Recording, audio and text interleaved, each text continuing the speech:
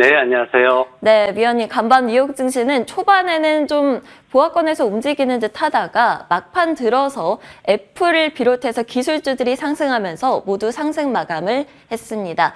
간밤 시장 어떻게 보시나요?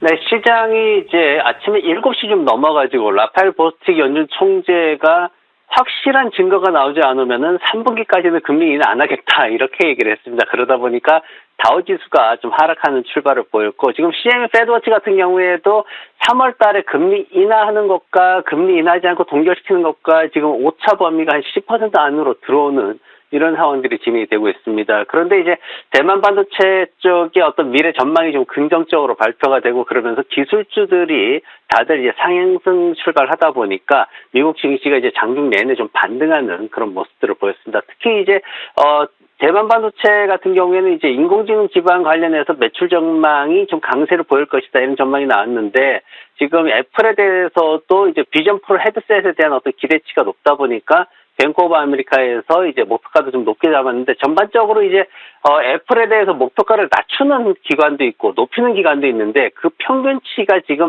220달러 선에서 맞춰지고 있다라는 그런 모습이 보이고 있습니다. 그러면서 지금 현재보다 한 25% 정도는 더 상승할 여력이 있다. 적어도 애플이 지금은 주춤하더라도 단기적으로 주춤하더라도 장기적으로 봤을 때는 200달러는 돌파해서 올라갈 것이다라는 희망이 아직까지는 살아있다라고 그렇게 보여집니다. 그래서 애플의 주가가 좀 빠르게 상승하는 모습을 보였습니다.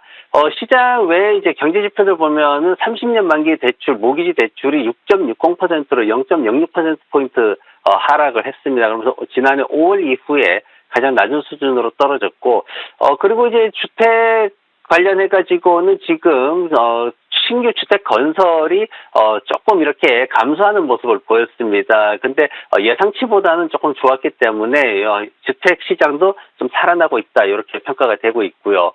노동부에서 발표한 이제 신규 실업수당 청구 건수는 18만 7천 건입니다. 예상치보다도 20만 건 정도 낮은 이런 모습을 보여서 아직까지 노동시장이 굉장히 안정이 지속되고 있다. 이런 것들이 이제 조금 전에 이제 얘기했던 보스틱 총재가 얘기했던 것처럼 금리 인하 시기를 뒤로 늦추어도 된다라는 이런 근거가 되고 있는 상황입니다.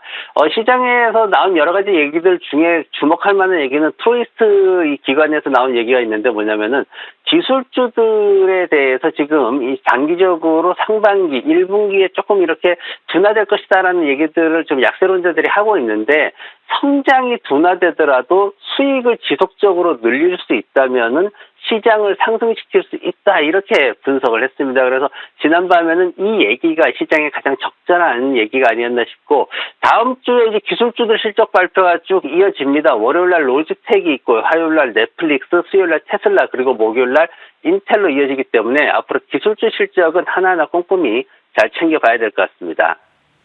네. 그렇다면 간밤 이슈들 헤드라인들 통해서 확인해 보도록 하겠습니다. 먼저 첫 번째 헤드라인입니다. 웨드부시에서 4분기 기술주들의 수익 강세를 전망을 했습니다. 그렇다면 앞으로 기술주들의 주가 수익 강세도 기대해봐도 되는 걸까요? 예, 웹부시의 분석가 댄 아이브스가 기술주들에 대해서 얘기를 했는데 특히 인공지능을 가지고 얘기를 했습니다. 근데 핵심이 뭐냐면은 지금 보면은 어떤 엔비디아하고 마이크로소프트가 지금 그동안 이제 인공지능 시장을 끌고 왔는데 여기에서 조금 벗어나서 이제 엔터프라이즈 소프트웨어라든가 사이버 보안이라든가 인공지능 이쪽에서 이제 좀 더 수요가 확산될 것이다. 즉 무슨 얘기냐면은 소프트웨어하고 이제 칩 하드웨어 전반에 걸쳐가지고 2차, 3차, 4차의 어떤 파생물들이 쏟아질 것이다. 기존에 엔비디아에 집중돼 있던 그런 그 어떤 부품에 대한 것들, 칩에 대한 것들, 그리고 마이크로소프트에 집중돼 있던 프로그램에 대한 것들, 소프트웨어에 대한 것들이 더 확산될 것이다라는 그런 얘기를 하고 있습니다. 그러면서 앞으로 2024년도에 대해서 투자 지출, 인공지능의 투자 지출이 2023년도 기술주들의 수익을 기반으로 해서 지출 계획이 더 크게 늘어날 것이다. 이렇게 얘기를 하고 있습니다. 그래서 시장의 어떤 경제의 연착륙이나 이런 것들을 봤을 때 이 구간을 잘 넘어가면은 충분히 앞으로 그 인공지능 시장에서 더 확산된 분야, 애플이 지난밤에 상승했던 게 비전 프로 이제 헤드셋을 가지고 상승을 했거든요. 그래서 그런 식으로 더 많은 분야가 생겨날 수 있기 때문에 기술주들의 강세는 지속될 것이다. 이렇게 평가를 했습니다. 네. 다음은 업종별 이슈 살펴보도록 하겠습니다. 49억 달러의 대규모 건설업체 M&A가 예고가 됐다고 합니다. 이게 뭘 뜻하는 걸까요? 네, 시장의 지난반을 보면은 정보기술과 통신 서비스가 강세를 보였습니다. 반면에 유틸리티와 부동산 쪽이 좀 약세를 보였는데 그 가운데에서 제가 일반 산업업종 쪽을 좀 보려고 합니다.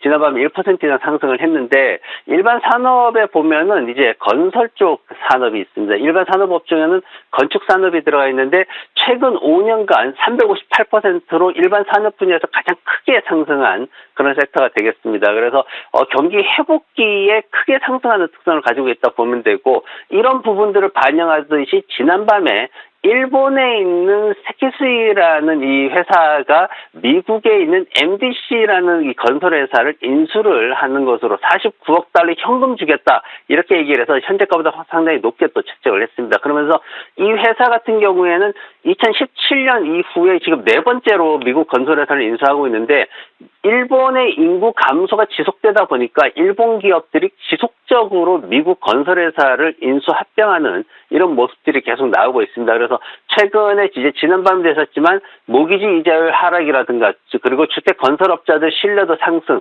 이런 것들을 기반으로 해가지고 건축 시장에 대해서도 꾸준히 좀 지켜보시면 좋은 투자 기회들이 있을 것 같습니다. 다음 헤드라인도 확인해 보겠습니다. 메디케어 매출 감소 우려에 제약주들의 주가가 하락세를 나타냈습니다. 간밤에 휴마나 주가가 급락세에 나타낸 것도 이 이슈 때문이죠.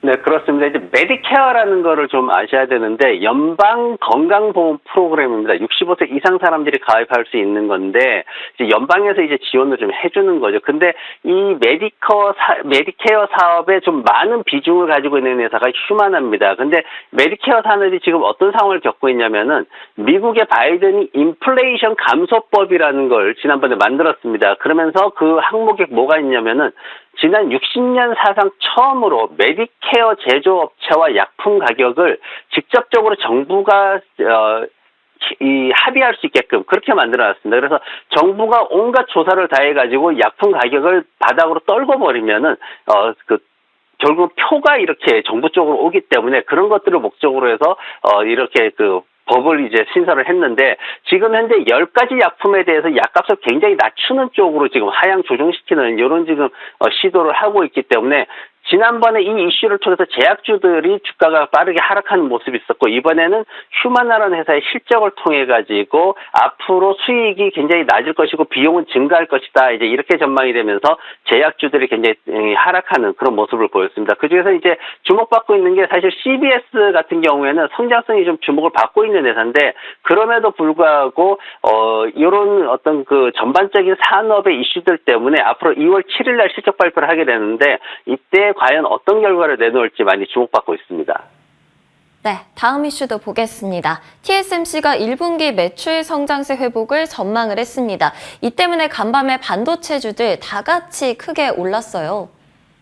네, 그렇습니다. 사실 반도체 쪽은 뭔가 이슈가 굉장히 모멘텀이 부족한 그런 상황인데 대만 반도체 오너가 나와가지고 1분기 매출이 이제 성장세로 턴할 것이다 이런 얘기를 했죠. 그러면서 시장에서 굉장히 거기에 이제 또 흡족해하는 모습 보였고 실질적으로 수익 발표를 했는데 169억 2천만 달러 매출에 1.44달러 정도의 이제 EPS를 발표를 했습니다. 근데 기대치보다 매출이 한 6천만 달러 모자라고요. 그리고 주당 순이익 같은 경우에는 이제 한 6센트 정도 넘는 이런 모습을 보였습니다. 그래서 사실 그렇게 시장에서 어떻게 크게 이 정도로 반응할 만한 그런 실적 발표를 하지 않았는데 다만 이제 얘기했던 게 뭐냐면은 지금까지 4분기 연속해서 매출이 감소가 되어 왔는데 근데 이제 2024년도 들어서 1분기에 성장세로 복귀할 것이다. 그러면서 2024년도에 자본적 지출을 더 늘려가지고 투자를 강화할 것이다. 이렇게 얘기를 하면서 그 배경에 있어가지고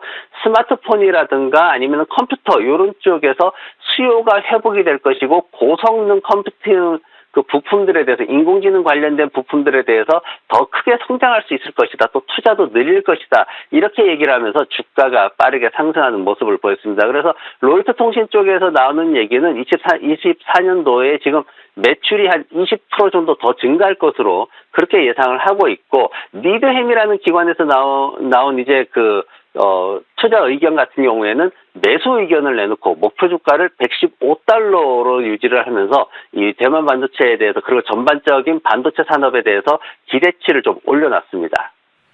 네, 지금까지 클로징벨 김태수 위원님과 함께했습니다. 오늘도 좋은 말씀 감사합니다. 네, 고맙습니다.